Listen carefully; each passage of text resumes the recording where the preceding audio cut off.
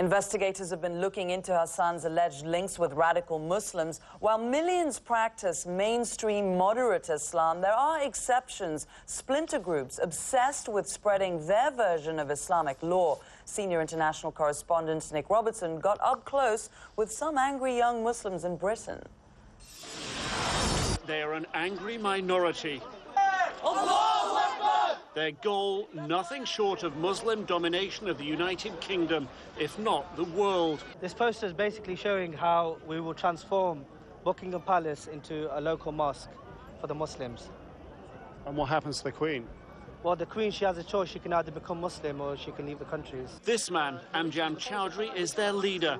He demands Islamic law, known as Sharia, to be the law of the land. Drugs will be banned, pornography will be banned, gambling will be banned. Chowdhury's strategy is to pit Muslims against everyone else, to create tension.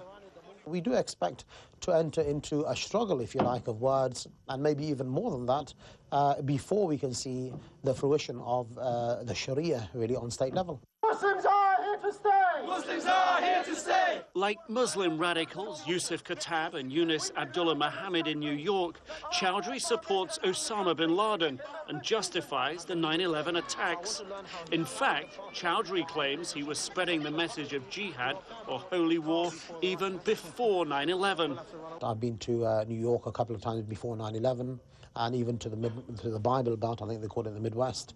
And, you know, it's about propagating Islam. I do believe that the Muslims in America are possibly 5 or 10 years behind in terms of the struggle that they're engaging in. What Chowdhury is implying is that how radicalization evolves here in Britain and in Europe will in some part be a model for what the United States can expect. Here, terrorism officials say they're tracking about 30 serious terror plots. In the weeks after the London subway terror attacks in 2005, Chowdhury's co-leader, Omar Bakri, fled the UK, fearing he would be arrested for his radical views. Now he's in Lebanon, broadcasting his message over the internet. He describes the 9/11 attackers as the Magnificent 19. And in Europe, it appears that message is turning into action. Last year, Belgian police busted a group alleged to be using chat rooms to recruit young Muslims for Al-Qaeda training in Pakistan. We knew we were in the presence of an organization that is part of Al-Qaeda. We knew that these people were in contact with the highest levels of Al-Qaeda in Afghanistan. One of those arrested was this woman, Malika Al-Arud. Her website praised Osama bin Laden.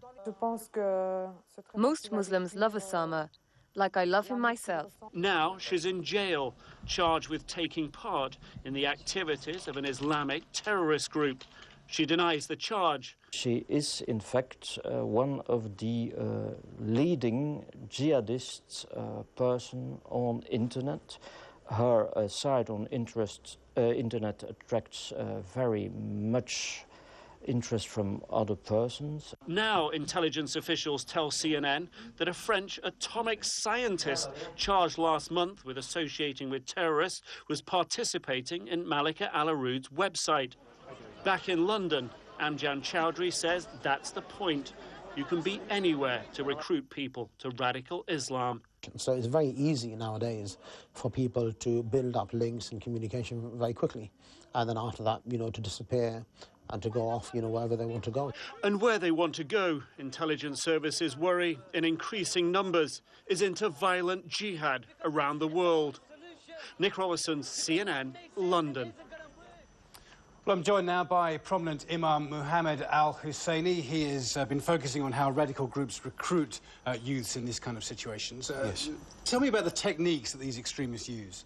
Well, essentially what we have tried to engage with is a process by which, as a prelude to violent extremism, the other is dehumanized.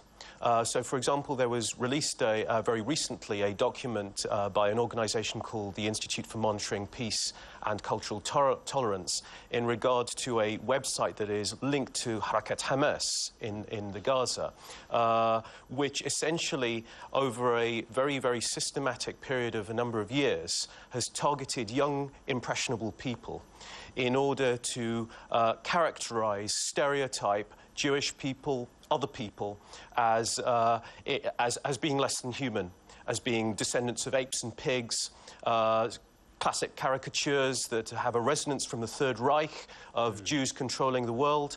And this leads on to a process of hate that ultimately results in recruitment to violent extremism. And we see that same sort of pattern in other contexts. So essentially what we're trying to do in the context of the work that I do as an academic, is to bring Jews, Christians and Muslims alongside each other and to engender what we call better quality disagreement.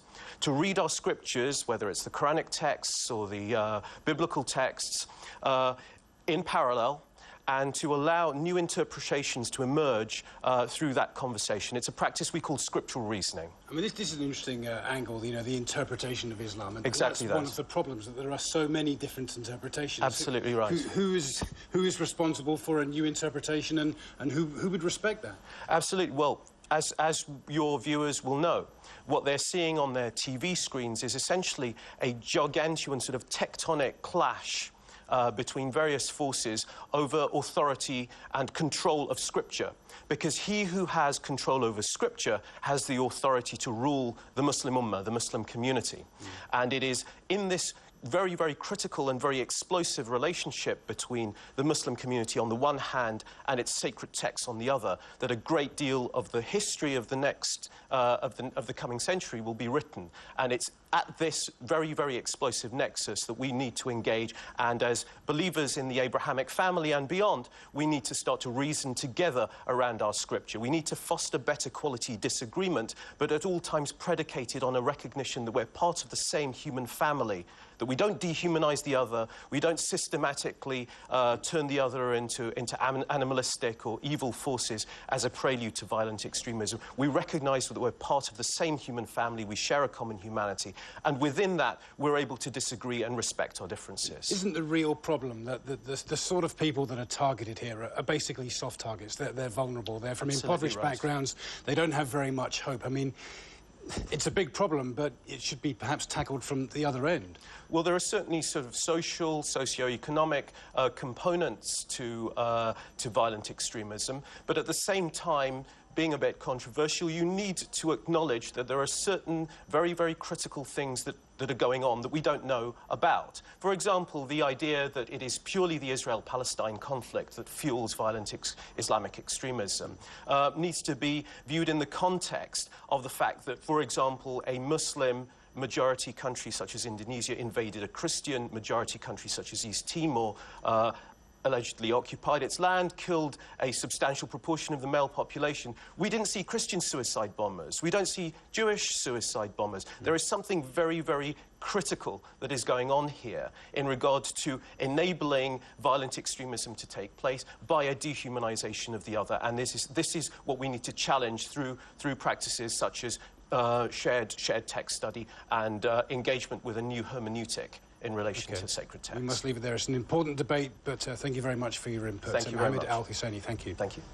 The snow keeps coming down for parts of China, and parts of Australia are now on fire alert. Jen Delgado, our meteorologist at the International Weather Centre, is tracking both those stories. Jen? Hi, Zane, you're right. We are looking at that increased fire danger for Australia for today, as well as even through Friday. I think potentially it could even go until the weekend. If you see the yellow, this is the area that is going to be under that slight to moderate risk.